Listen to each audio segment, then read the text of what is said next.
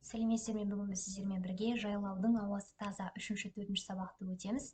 Тапсырмаларға үлгі беріледі және оның басқа да балама нұсқалары беріледі. Сондықтан сабақты соңына дейін тыңдап, көріп және оны жазып аламыз. Алдағы уақытта егер белсенділіктеріңіз жоғары болып, лайк басып, подписаться ететін болсаңыздар, жазбаша түрде бұның көп нұсқаларын сіздерге видео арқылы салатын боламын. Бізде жаңа сөздер бар. Жаңа сөздердің аудармасы міне: күні-түні днем и ночью, қармақ удочка, жергілікті местный, айырмашылық разница, тыныш тихо, бейімдел адаптироваться, епті умелый, шымыр крепкий, нәзік нежный, қандай керемет, как прекрасно. Бірінші тапсырма. Жайлау деген сөзді естігенде ойыңа не келеді? Олардың атауларын пайдаланып диаграмма құра. Бұл сіздерге балама жауап. Одан бөлек мысалы киіз үйлер, жайылып жүрген малдар, жасыл шөп, ашық аспан, таза ауа, құстардың әдемі дауысы деген сияқты бірнеше нұсқаларды айтуға болады. Келесі. Досыңмен жайлау туралы диалог құр. Бұл да үлгі ретінде беріліп отыр сіздерге. Мәселен, сәлем, мысалы, Алдияр или Аделия или каждый досыңыздың атына қарай. Сен бүгін қыдыруға барасың ба? Жоқ, кешір, мен бүгін отбасыммен жайлауға барамын. Түсінікті. Аделия, сен бізбен жайлауға барсаң қалай болады? Сен келіссең, әрине қуана-қуана барамын. Көптен бері жайлауға барғым келіп жүреді. Жақсы болды, жайлаудың ауа райы, ауасы, табиғаты бәрі керемет қой шіркін. Дұрыс айтасың, бізді күтіп жатыр, жүр дейді. Осындай үлгі диалог болады. Немесе мен жайлау туралы білгім келеді, жайлау туралы өз көзімен көргім келеді, жайлауды қайдан барып көрсем болады деген сияқты басқа да диалог түрлерін құруға болады. Келесі. Бұл жерде мәтінмен танысу керек және не үшін тыныс белгі қойылғанын анықтау керек. Келесі. Мәтіннен өзіңе таныс емес сөздерді көшіріп, сөздіктен аудармасын тауып жаз. Мысалы, тыныс. Тыныс тіршілігі ол ауылдың шаруалары, тыныс тіршілігі ауылдың қалай айтуға болады? Ауылдың шаруалары, ауылдың мәселелері, ауылдың тіршілігі деген сияқты болады. Самауыр бұл шәйнектің орнына қолданылатын кәдімгі самовар.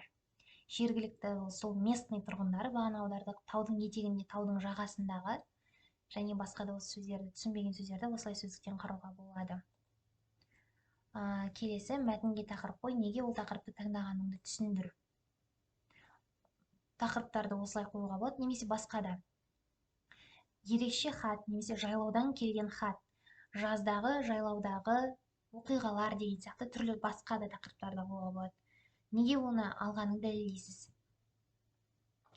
Мысалы, мен досыма хат деп алған себебі бұл жерде мәтінде досына хат жазып отыр деген сияқты.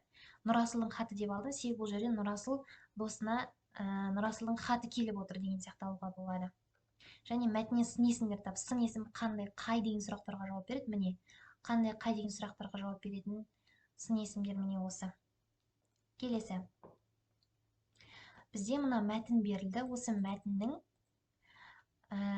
мәтіннен осы ақпарат беріліп отыр, информация, осылардың дұрыс емес екенін анықтау керек. Яғни біздегі балама жауаптар осы болады.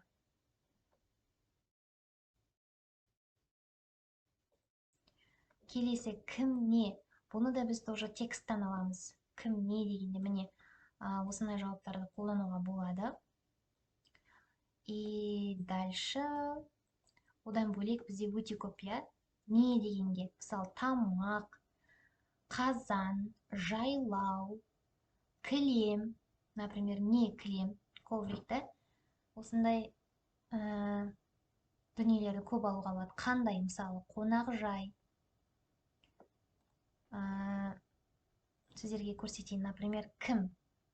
Досым, мен, әжем, ол, су, вода, да? Нет, бұл не болып кетеді, вот. Осындағыдай алуға болады, немесе глаголдар бізде өте көп, который бізде соңында кездесетіндердің барлығы глагол. Мысалы, алдым, өткіздің, болдым, ауладым, қайнатты, көмектестім, пісіреді, айтсаңшы, жатыр, басталады. Бұның барлығы бізде глагол, яғни етістік. Не істеді деген сұраққа жауап береді. Келесі, бізде 5 жолды өлең құрау керек. Бұл біздің ықтимал жауаптар. Зат есімге қатысты екі сын есім. Мысалы, жайлауға екі сын есім. Қандай? Мысалы, кең, ыстық или керемет, жасыл. Дальше, етістік. Не істеді деген сұраққа жауап береді. Жайылады, өседі, ойнайды, немесе көшеді, қоныстанады, жайылады. Бірінші зат есім суреттеп, толықтырып 4 кілт сөз жазу керек. Мысалы, жайлау қазақтардың жазғы қонысы. Немесе жайлау мал жайылатын жер. Сөйлем құрау керек, 4 сөзден құратын сөйлем. Бесіншісі синоним жайлауға. Например, жайылым, жазғы қоныс или жайылым. Синонимді солай алуға болады. Келесі 10-шы тапсырма. Мұғалім ұсынған пейзажға қарап, яғни сіздерге бір сурет беріледі, ол міндетті түрде жайлауға қатысты, соған байланысты суреттеу керек. Міне осындай жайлаудың осылай суреттеуге болады. Одан бөлек жайлаудың бұл жерде көрінісі өте керемет, ауасының таза екендігі суреттен ақ көрініп тұр. Бұл жерде жайылған малдардың сүті мол болады деген сияқты түрлі тақырыпта көбейте беруге болады. Келесі, ұсынылған жағдаяттардың бірін таңдап сұхбат құру керек. Сұхбатты мысалы осылай құруға болады. Бұл жерде екі адамның сұхбатын жасауға болады, иә? Бір тақырыпты алыңыздар, мысалы аны, әні, бұны немесе бұны алуға болады. Міне, тапсырма түсінікті болды деп ойлаймын. Егер сіздерге тапсырма ұнаса, міндетті түрде тіркеліп, лайк басып, комментарий қалдырып кетіңіздер. Алдағы уақытта бұл тапсырмаларды толығырақ салып отыратын боламын. Әзірге сіздердің белсенділіктеріңізді қарау мақсатында осылай видео салынып отыр. Егер белсенділіктеріңіз өте жоғары болса, тұрақты түрде видео шығып отыратын болады.